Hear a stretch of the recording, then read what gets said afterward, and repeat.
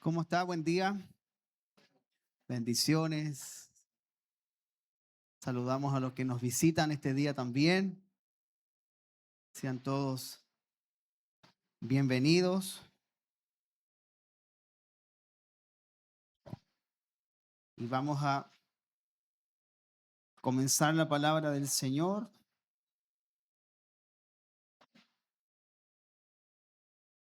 Vamos a continuar con la serie que hemos estado hablando acerca del reino que nos transforma. Hemos estado hablando varias semanas acerca del reino que nos transforma y si se recuerda hemos estado basados en 1 Corintios 4:20, que dice, porque el reino de Dios no consiste en palabras, sino en poder. El reino de Dios no consiste en palabras, sino en poder. No que las palabras no sean importantes, pero las palabras se las lleva el viento. El reino de los cielos está compuesto por gente que está siendo transformada, que está siendo semejante, como dice la Escritura, a la imagen de su Hijo, la imagen de Cristo. Así que como es de costumbre o habitual, hacemos un breve repaso para tomar vuelito de lo que se viene. Y lo que comentamos la semana anterior fue acerca del poder que actúa en nosotros. El apóstol Pablo, en la carta a los Efesios, en el capítulo 3, verso 20, Efesios 3:20 dice, y aquel que es poderoso para hacer todas las cosas mucho más abundantemente de lo que pedimos o entendemos, según el poder que actúa en nosotros. Así que el gran dilema que todos nos enfrentamos al acercarnos a la Biblia, a la palabra del Señor, es que lo que usted y yo leemos va a pasar por el filtro de lo que nosotros sabemos. Y puede que no nos demos el trabajo de investigar cuál fue la causa, el motivo o la razón por la cual Pablo escribe, en este caso, ¿cierto?, esta frase. ¿A qué se está refiriendo Pablo con que el reino no consiste en palabras, sino en poder? ¿Y a qué se refiere Pablo respecto al poder que actúa en nosotros? Porque podemos tener muchas ideas preconcebidas, conceptos, ¿cierto? Y todos los que podemos tener un bagaje evangélico, podemos imaginarnos que el poder de Dios consiste en gritar o saltar o sentir algo. Y no es que Dios no pueda manifestar su poder de manera externa, es decir, sentirlo. Sí lo puede hacer, pero no es la regla, no es lo habitual. Por eso que no podemos acercarnos a ningún texto de la Biblia y filtrarlo por nuestras experiencias. Porque pregúntele, y aquí no quiero herir ninguna susceptibilidad, por favor, pero si usted le pregunta a un divorciado cómo es el matrimonio, le va a decir que es malo, por su experiencia. ¿O no? Entonces, tu experiencia no puede validar la palabra.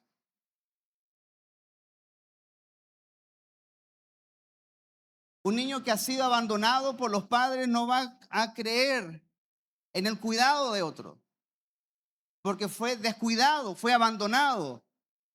Entonces las experiencias personales no pueden hacer decir algo a la Biblia que no está diciendo. Por lo tanto, cuando Pablo dice que hay un poder que actúa en nosotros y que el reino de Dios no consiste en palabras, sino en poder, bueno, tenemos que preguntarnos qué era el poder. ¿No era el poder de Grade School? ¿Eh?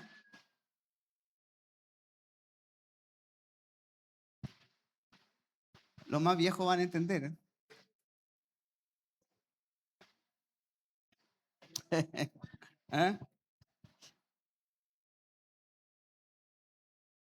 Entonces pensamos de que el poder de Dios se tiene que sentir. Pero créame que en la mayoría de los casos en donde el poder de Dios actúa, es totalmente imperceptible para nosotros. Así que lo que Pablo está diciendo aquí, que el poder que actúa en nosotros es una potencia dentro de nosotros que tiene que ser expresada. ¿Cómo es expresada? Bueno, por medio de lo que el Espíritu Santo hace en el creyente, que es transformarlo. Esto no es solamente, y créame que sucede en muchas ocasiones, gente que cree en el Señor, le recibe como su Señor, como su Salvador, y hay muchas cosas que pueden cambiar inmediatamente. Hay ciertos hábitos que algunos sueltan rápidamente, pero hay otros que lo acompañan durante un buen tramo del camino y luchan contra aquellas cosas. Y es normal que eso pase. Porque cuando llegamos a Cristo, la Biblia dice que recibimos una nueva vida. Andamos en nueva vida. La Biblia lo llama el nuevo nacimiento, la regeneración. Y es donde el Espíritu Santo viene a morar en nosotros, hace morada en nosotros y de manera progresiva, paulatina, comienza a hacer una obra dentro de nosotros que la Biblia lo llama santificación, la transformación, que trata de que no seas evangélico. No es ser evangélico, no es ser católico, es ser semejante a su Hijo, es ser semejante a Cristo. Y esa es la obra que hace el Espíritu Santo y esta obra Pablo la llama el poder que actúa en nosotros. Ese poder que usted le dice a una persona, tú nunca vas a cambiar. Y es cierto. Usted puede reprimir sus deseos. Usted puede reprimir sus anhelos, sus antojos. ¿Cuántos están a punto de desmayarse cuando tienen que hacerse un examen de sangre y le piden mínimo 12 horas de ayuno? Y justo ese día se levanta más temprano. En vez de levantarse más cerca de la hora, se despierta más temprano y ya las 2, 3 horas que quedan para hacer el examen, usted está que se desmaya. Usted puede reprimir el hambre, o mejor dicho, el apetito, porque creo que hambre nadie ha pasado.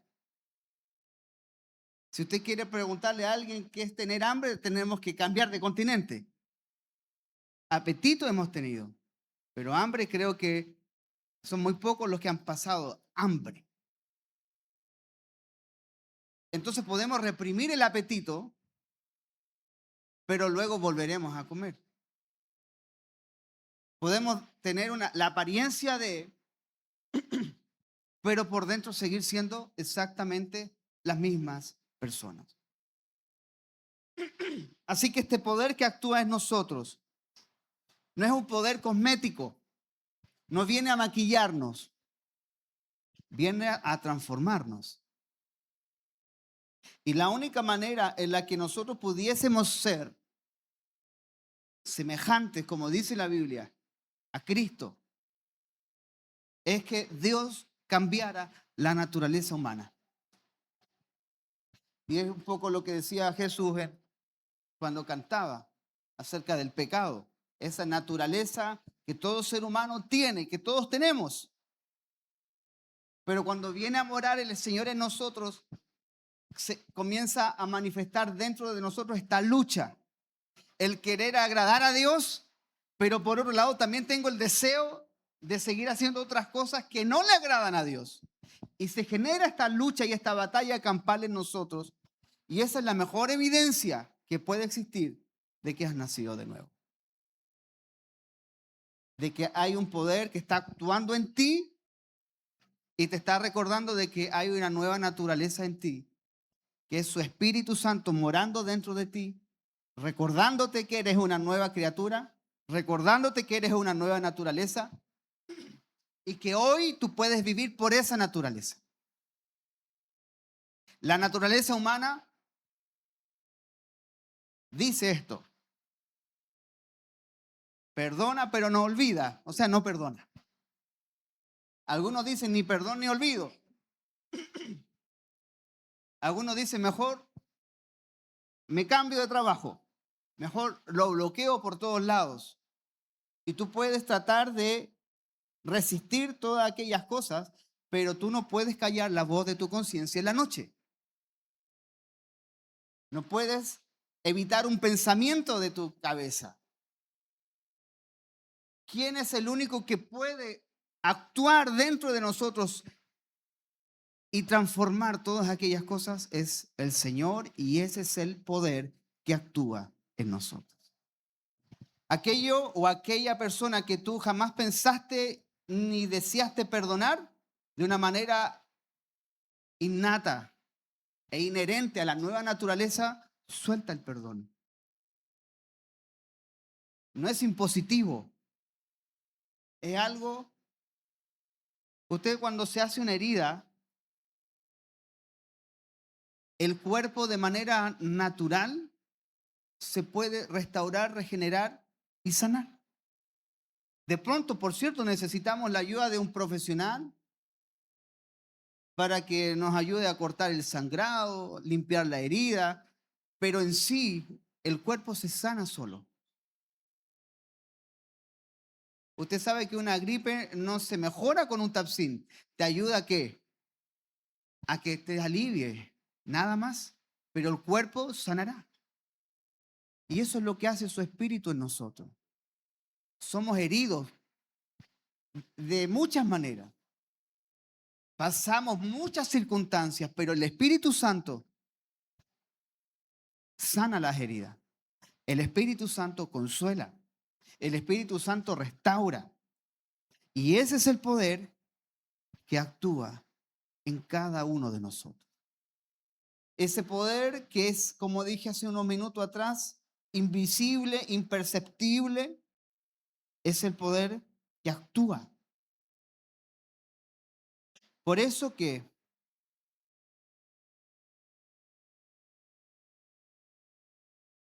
todos, creo, los creyentes, de una u otra manera, han tenido alguna experiencia con el Señor. Lo he contado varias veces, pero en una oportunidad que yo experimenté una sanidad de parte de Dios, no lo tomé como un caballito de batalla. Es decir, oré de tal manera, leí tal versículo, entonces cada vez que yo haga esto, Dios me va a sanar. No funciona así. Dios no funciona así. Bendito el Señor porque tenemos experiencias. Bendito Dios porque nos ha sanado de alguna enfermedad, de alguna dolencia. Nos ha librado de muchas situaciones. Bendito sea el Señor por eso. Pero no nos quedamos allí. No nos podemos quedar en la experiencia que hemos tenido con el Señor.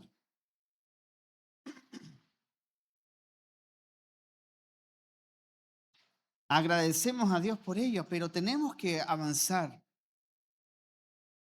El poder que nos transforma no tiene que ver con algo que siento, tiene que ver con alguien. Y Pablo dice esto a los Corintios, 1 Corintios 1, 24. 1 Corintios 1, 24. Más para los llamados. ¿Quiénes son los llamados? Los hijos de Dios. Así, judíos como griegos, Cristo, poder de Dios y sabiduría de Dios. Y aquí Pablo, el apóstol Pablo, en esta carta zanja, limita lo que es el poder de Dios. ¿A qué me refiero con limita? Lo menciona, que el poder de Dios no es algo, sino alguien. Y ese alguien es Cristo. Cristo es el poder de Dios. Es decir, que ese poder que actúa en nosotros es Cristo actuando por medio de su Espíritu en nosotros. De la misma manera, si alguien está falto de sabiduría, Cristo es la sabiduría de Dios. Y por eso que este poder es una potencia que actúa dentro de nosotros, que tiene que ser expresada y manifestada. Mire, ¿alguien conoce a alguien que no dice ni pío, callado? Tú no sabes ni lo que opina, ni lo que le parece o lo que no le parece. Entonces tú dices, no sé qué le gustará porque no sé qué pensará, porque la única manera es la que usted puede conocer a una persona es por medio de las palabras que expresa esa persona. Por eso que de lo que estemos llenos por dentro es lo que saldrá hacia afuera. Así que cuando este poder que es Cristo en nosotros nos va conformando a la imagen de aquel que es el poder de Dios y que el poder de Dios es Cristo, Dios está cumpliendo su propósito en nosotros. ¿Sabe lo que pasa con la sociedad, con la gente? En muchos casos, se lo voy a plantear con un ejemplo primero. Si usted me pide la dirección de este lugar y yo le doy otra dirección, usted nunca llegará. Es obvio, ¿no? Entonces, si yo a usted le predico un evangelio que no es el evangelio, usted nunca conocerá. ¿A qué me refiero? Vengan, que el Señor te va a solucionar todos los problemas. Todavía estoy buscando en la Biblia donde dice eso. Venga, que el Señor, que la vida te va a cambiar. Sí, cambia, por supuesto. Pero padecemos lo mismo que padecen las personas afuera. Entonces, si se nos predica o hemos oído un evangelio tal, nunca llegaremos a lo que Dios siempre quiso hacer con cada uno de nosotros. Que es por medio de ese poder que actúa en nosotros, transformarnos a la imagen de su Hijo. Y créame que aunque usted no lo sienta, que aunque usted a veces caiga en desánimo, porque tampoco se trata de que los cristianos estamos siempre alegres y que no nos entran balas, no, si padecemos. Hay desánimo, hay tribulaciones, hay problemas. Jesús mismo dijo, orando al Padre acerca de sus hijos y de los que habían de creer, dijo, Padre, no te pido que los quites del mundo, sino que los guardes del mal. Porque en el mundo tendréis aflicción. Pero confiad, dice, yo he vencido. Así que Es por eso que hay muchas personas creyentes que reculan en el camino porque ven una palabra o alguien les dice algo respecto de Dios, pero su experiencia presente inmediata no condice con lo que le dijeron. Estoy sufriendo, estoy padeciendo, mi matrimonio va en picada, mis hijos se rebelaron, quedé sin trabajo. Entonces es ahí donde entra el evangelio, en las verdaderas experiencias humanas. El evangelio no es para que seas prosperado. El evangelio no es para que siempre el matrimonio esté color de rosa. El evangelio no es para que siempre los hijos te sean obedientes y nunca te defrauden. No va a ser así. No será así. Les he leído varias veces, no lo voy a leer ahora, se los voy a simplemente a relatar. La primera epístola que escribe el apóstol Pedro, primera de Pedro. Esa carta fue inspirada por el Señor para que Pedro la escribiera con un solo propósito. Y cuando entendemos ese propósito, comprendemos por qué escribe lo que escribe Pedro. Y para entenderlo, Pedro comienza diciendo, da su salutación, como en toda carta, y dice a los expatriados en el Ponto, Bitinia, Capadocio. ¿Y qué es lo que sucede? Y lo mencionó Karen de pasadita. Había un diácono en la iglesia primitiva que se llamaba Esteban. Y él fue apedreado. Hechos capítulo 7. Lo apedrean. Lo lapidaron. No le tiraban un huevillo, le tiraban pedazos de roca para matarlo. Y ese evento produjo que la iglesia en Jerusalén se arrancara. Y ese hecho de la lapidación de Esteban produjo persecución, muerte, pero de una manera que nunca habían vivido los hijos de Dios, los cristianos. Y ellos fueron esparcidos. Y Pedro escribe allí en su carta, dice, no os sorprendáis por el fuego de prueba que sobreviene sobre vosotros, como que alguna cosa extraña aconteciese.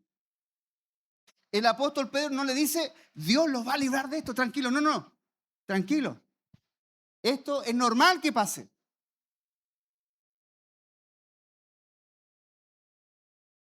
Ese es el evangelio. Es normal que padezcas persecución. Es normal que el cristiano lo aparten. Aquí nos padecemos hasta la sangre. En Nigeria, en 10 años, ha matado más de 150,000 cristianos. Es normal que le pase eso a los cristianos. Lo que pasa es que nos enseñaron un evangelio en que Dios me tiene que dar la casa. Dios me tiene que sanar. Dios me tiene que bendecir. Y no nos enseñaron el evangelio verdadero, que es padecer por su nombre. El mundo y todo lo que usted ve en el mundo y cualquier fundación y cualquier organización le da una razón para vivir. Usted vive por ello, pero ¿sabe lo que nos da el evangelio? Una razón para morir. ¿Cómo puede suceder esto en la vida de una persona? Solo por un poder que actúa en mí y que me transforma al grado de lo que dice Apocalipsis 11, desestimaron sus propias vidas. Eso solo lo puede hacer el Señor transformando el corazón y la vida de una persona. Ese es el Evangelio.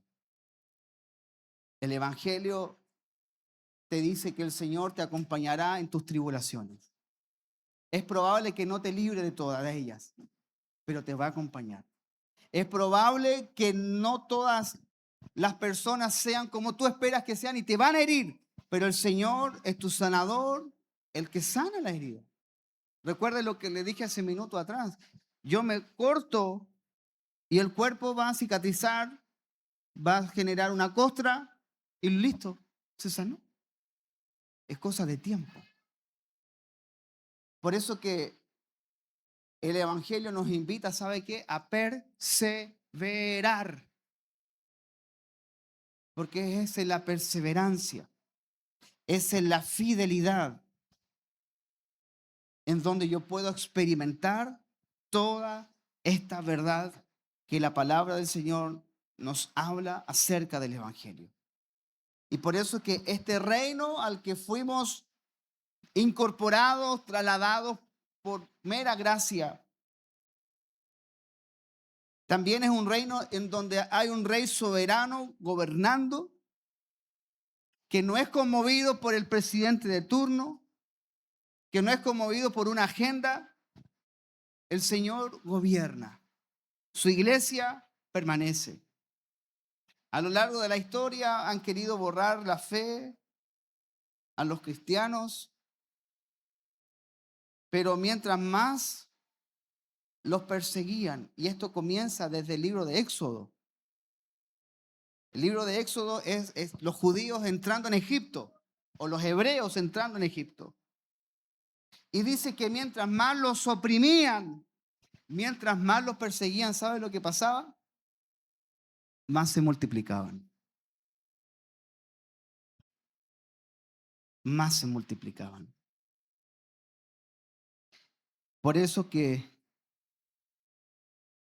nada de esto puede nacer del corazón del hombre. La Biblia dice que el corazón es engañoso, más que todas las cosas. Entonces el mundo nos dice, sigue tu corazón. Pero ¿cómo vas a seguir tu corazón si hace un minuto atrás te peleaste con tu señora y no querías ni verla? Pero a los 10 minutos se te quita y le lleva las flores. El corazón es engañoso. No podemos regirnos por el corazón. Santiago capítulo 1 dice que Dios no cambia, no tiene sombra de variación. Él es el mismo ayer, hoy y por los siglos. Por lo tanto, Dios es confiable y su palabra me dice que debo confiar en Él.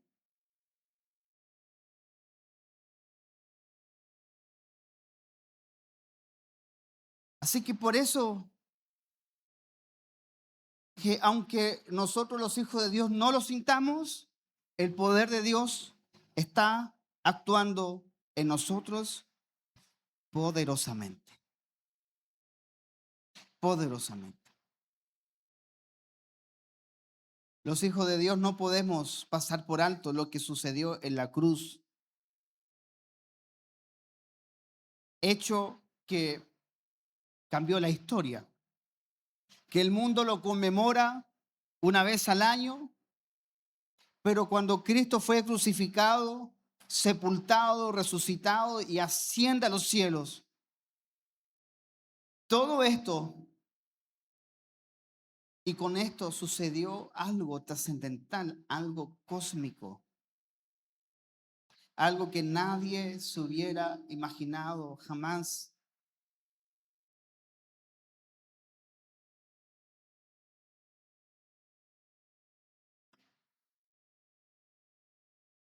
Dice el libro de Efesios,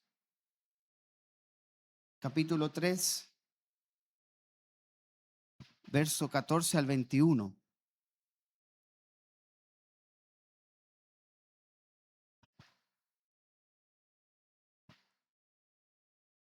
Dice así: por esta causa doblo mis rodillas ante el Padre de nuestro Señor Jesucristo, de quien toma nombre toda familia en los cielos y la tierra, para que os dé, conforme a las riquezas de su gloria, el ser fortalecidos con poder en el hombre interior por su espíritu, para que habite Cristo por la fe en vuestros corazones, a fin de que arraigados y cimentados en amor, seáis plenamente capaces de comprender con todos los santos cuál sea la anchura, la longitud, la profundidad y la altura, y de conocer el amor de Cristo que excede a todo conocimiento, para que seáis llenos de toda la plenitud de Dios. Y aquel que es poderoso para hacer todas las cosas mucho más abundantemente de lo que pedimos o entendemos, según el poder que actúa en nosotros. A Él sea la gloria en la iglesia, en Cristo Jesús, por todas las edades, por los siglos de los siglos. Amén. Esta frase que Pablo menciona de ser llenos de toda la plenitud de Dios. Esto excede nuestra capacidad de comprensión.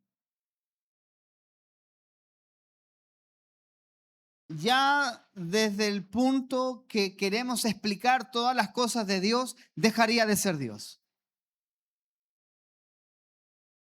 Por más eruditos y que le demos 10, 30, 50 vueltas a algo, debemos tener la humildad de que no lo sabemos y no lo conocemos todo. Y no todo puede ser explicado.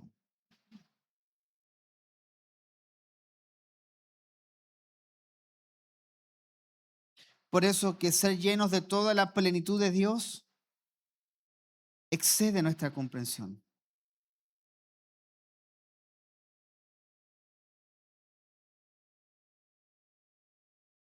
Ser lleno de la plenitud de Dios significa que somos consolados en el dolor. Significa que somos fortalecidos en alguna tribulación. Significa que somos levantados cuando estamos caídos. Y es por eso que esta expresión, la plenitud de Dios, está regulada por dos cosas. Primero, que le conozcamos a Él. Efesios 1:17. Efesios 1:17, para que el Dios de nuestro Señor Jesucristo, el Padre de gloria, os dé espíritu de sabiduría y de revelación en el conocimiento de Él. Miren, Pablo no estaba orando para que los problemas de ellos se les solucionaran.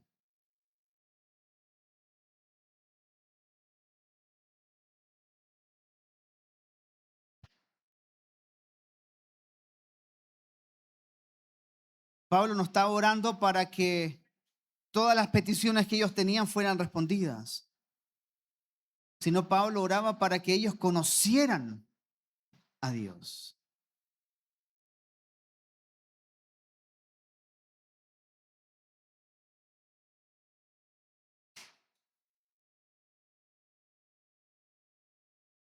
Pablo muestra y dice, para que el Dios de nuestro Señor Jesucristo, el Padre,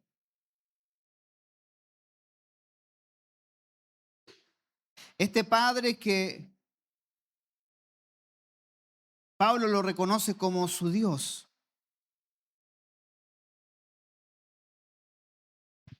como nuestro Dios. Todos aquellos que han creído en Él, Él es nuestro Dios. Este Padre que nos compartió su naturaleza. Como dice 2 de Pedro capítulo 1, fuimos participantes de su naturaleza divina.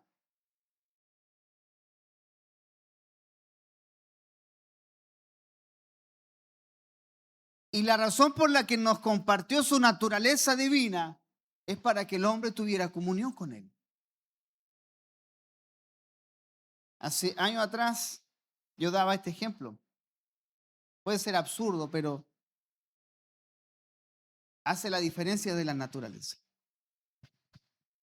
¿Usted tiene mascota en casa? ¿Tiene algún perrito o algún gato?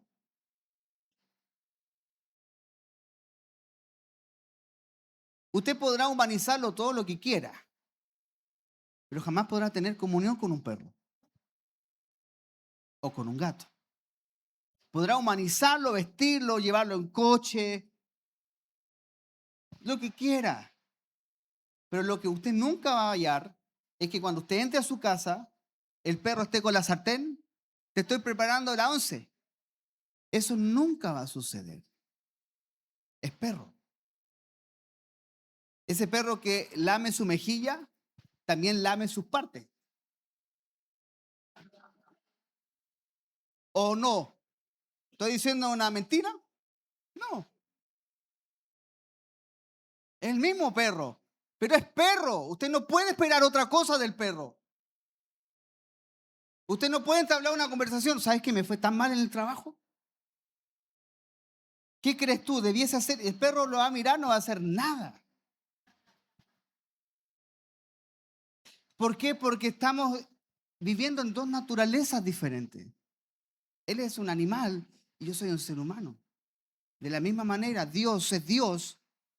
Y la única manera de que podamos tener contacto, oírle y conocerle, era que Él se hiciera hombre.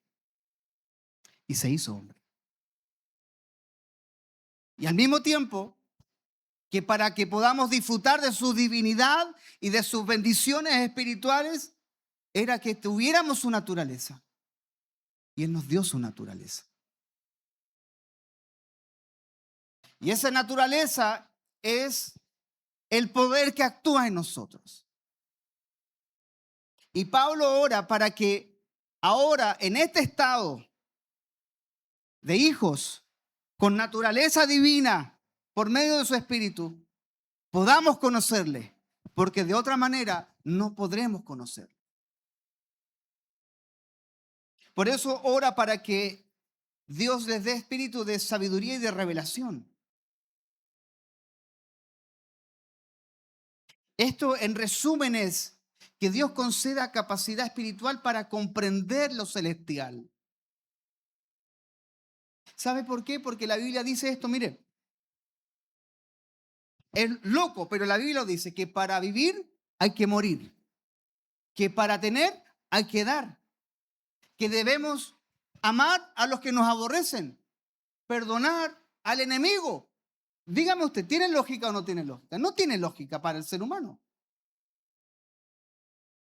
Pero la lógica de Dios sí existe. Y la única manera en la que usted y yo podamos comprender cómo Dios piensa, por eso 1 Corintios 2 dice que nosotros tenemos la mente de Cristo. Y la única manera en la que podamos pensar como Él piensa es que Él nos haya dado algo suyo, su naturaleza. Y por eso Pablo, desde esa premisa, dice, oro para que Dios les dé espíritu de sabiduría y revelación. En otras palabras, como dije recién, que el Señor nos dé una capacidad espiritual para comprender lo celestial. La sabiduría no es inteligencia humana. La sabiduría quiere decir discernimiento espiritual, comprensión de las realidades de Dios. Eso significa de que por grave que sea la situación que estemos viviendo, el Hijo de Dios sabe lo que experimenta, una profunda paz y certeza de que Dios está en control a pesar de que nosotros no tengamos el control. Él tiene el control. Y por eso Pablo ora para que tengan capacidad espiritual de comprender cómo es que Dios actúa en medio de las experiencias humanas. Porque los cristianos no andamos levitando, no pasamos los tacos por arriba, la inflación no golpea nuestra puerta, no es así. Vivimos la misma experiencia que toda la gente. No somos Ned Flanders que se quema la casa del lado y la nuestra no. Se nos puede quemar la casa, Nos puede chocar el auto, podemos enfermar, se nos puede morir un familiar. Hace poco, ¿sabe? Un amigo mío que se congrega al frente, amigo entrañable, estudiamos música juntos. Me encuentro con él en plena pandemia 2021. Me encuentro con él en el centro de Quilpué. Mauri, le digo, ¿cómo está? Bien, y cuando me va a dar la mano, le faltaba su dedo meñique. Para un músico es terrible, es terrible. Y le dije, Mauri, ¿qué te pasó? Bueno, me la di de maestro, me dijo. Se me pasó la sierra. Me quedó el dedo colgando y no hubo forma de recuperarlo.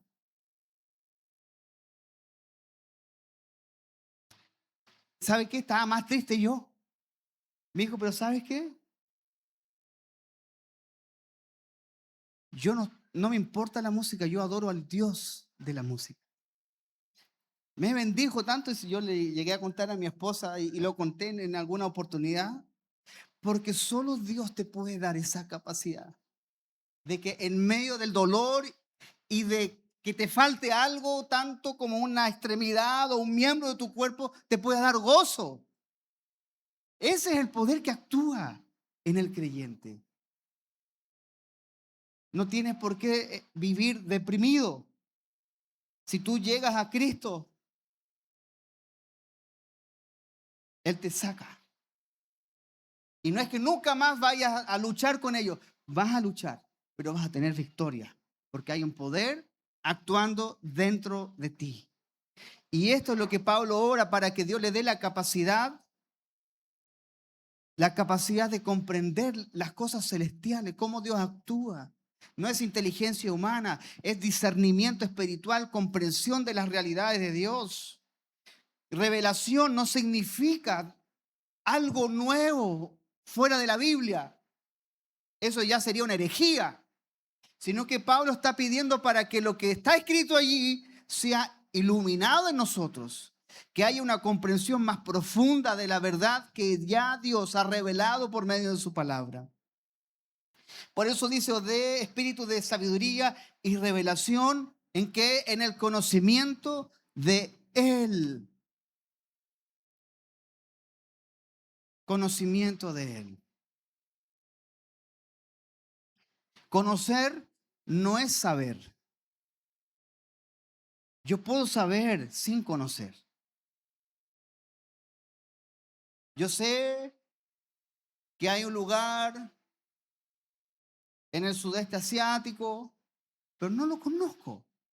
Sé, tengo fotos, videos, pero no lo conozco. Así que usted sepa que hay un Dios no significa que usted le conozca. Por eso Pablo ora para que no sepan solamente, sino que conozcan. Y Pablo ocupa una palabra en griego que es epignosis.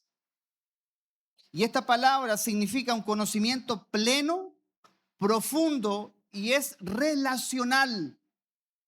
Tiene que ver con interactuar, con conocer. ¿Y sabe cómo Dios ha estipulado en su palabra que le conozcamos? Hay dos medios, su palabra y la iglesia. Su palabra y la iglesia. La iglesia es la que da a conocer y su palabra también es la que da a conocer la voluntad y los designios de Dios. Por eso no es solo información acerca de Dios, es conocerle, es conocerle. Por eso la meta es crecer en esta unión, comunión más profunda con Él. Y todo esto es posible solo por el hecho de nacer de nuevo, porque hay un poder que actúa en nosotros. De lo contrario, no es posible. No es posible.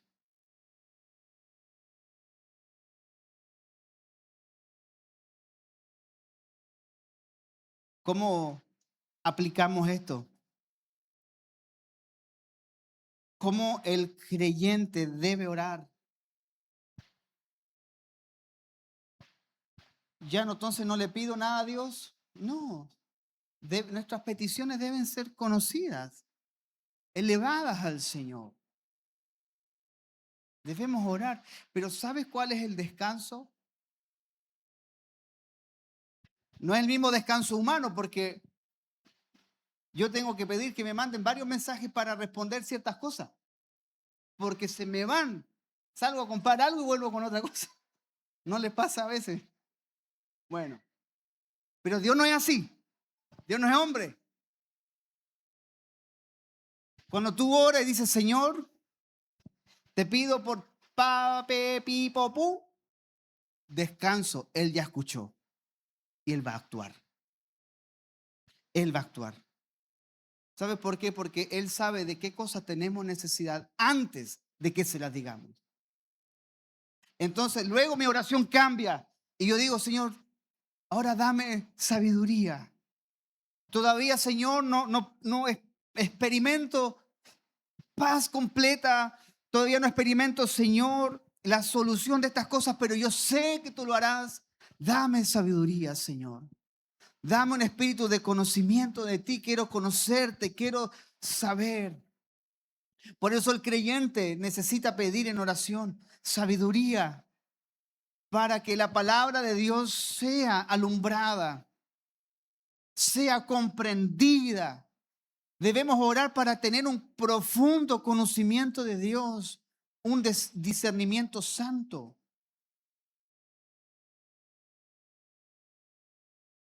Porque no basta solo, amados, con leer la Biblia, sino también con que Él abra el entendimiento.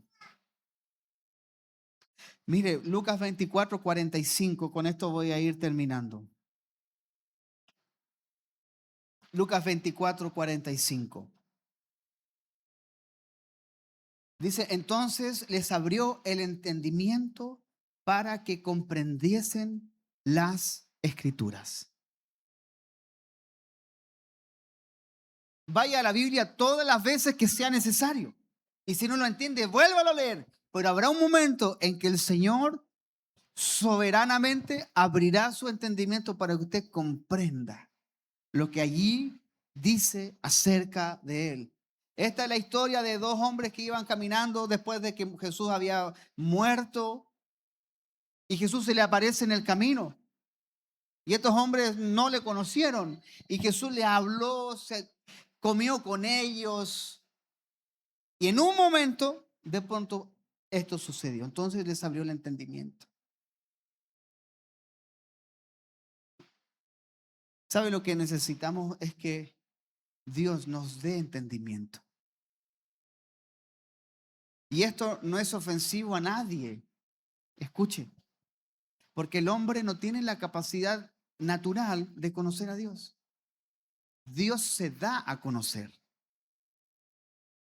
Él se dio a conocer. Pablo a los Corintios le dice, porque el hombre natural no comprende las cosas que son del Espíritu, porque para él son locura. Pablo no dice que es un necio, no tiene capacidad cognitiva, intelectual, no puede, porque están en distintas sintonías. El ejemplo que le daba de las naturalezas. Estamos en dos naturalezas opuestas, contrarias, y no podemos con nuestra capacidad comprender a Dios, a no ser que Él abra nuestro entendimiento. Así que este poder que está actuando en nosotros también nos lleva a conocerle de una manera profunda. Nos lleva a conocerle para tener discernimiento. Así que la paráfrasis de este versículo de Efesios 1:17, perdón. Es como si Pablo dijera, pido que Dios le conceda una comprensión espiritual más profunda para que conozcan verdaderamente quién es Él. ¿Quién es Él?